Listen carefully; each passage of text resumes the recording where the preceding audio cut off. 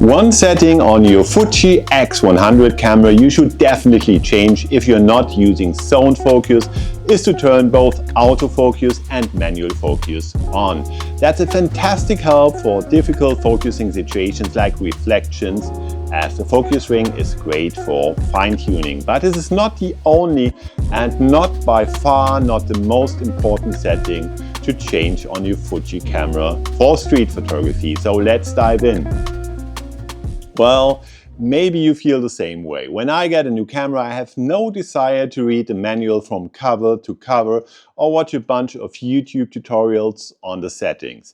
I just want my camera to work in the best way possible from the start.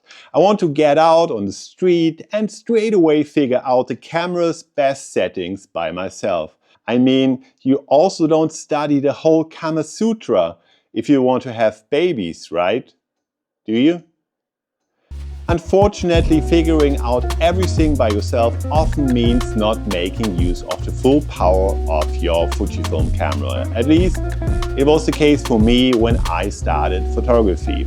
Especially in street photography, it's essential to make certain adjustments on your Fuji camera from the beginning to use it in the best way possible and not realize months later what you could have done differently in this or that situation, which can be really frustrating. I have the Fuji X100V here still, yes, but these settings changes apply to nearly all newer Fujifilm cameras as well. So let's talk about setting one you should consider to change immediately. First, you should turn off the sound of your camera. Street photography thrives on discretion, so sounds like the shutter or menu clicks can attract too much attention. Simply go into your settings, look for the sound settings menu and disable all sounds. This way you can photograph inconspicuously from an observer's role.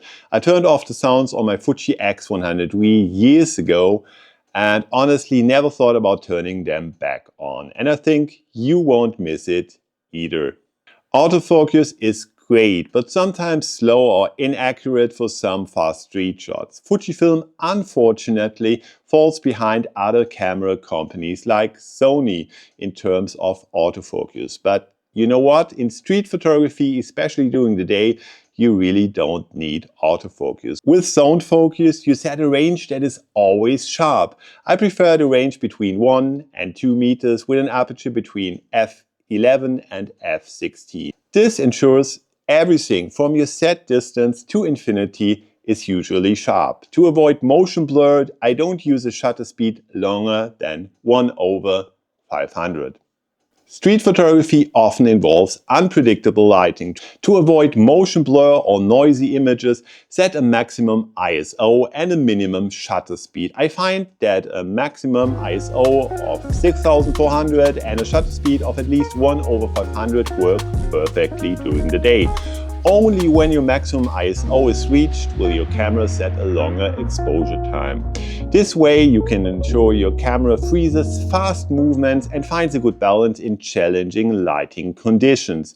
Fujifilm cameras offer the ability to program 3 different auto settings for various lighting conditions that you can quickly set. I use my setting with ISO 6400 and 1/500 for sunny days, ISO 6400 and 1/250 for cloudy days, and in the evening ISO 12800 and 1/125 with aperture wide open, so mostly f2. Another thing you should really consider doing is to turning off the auto preview on your screen. This way you only see a preview in the EVF, which keeps you focused in the moment. It also conserves your battery life and makes you less noticeable. As Fujifilm cameras are styled in a well-known retro fashion design, when no photo appears on the screen, no one really thinks you're taking a photo because it's an old camera. Or even better, they think that you're shooting analog, which for some strange reason it's often more accepted than digital photography in the broader public.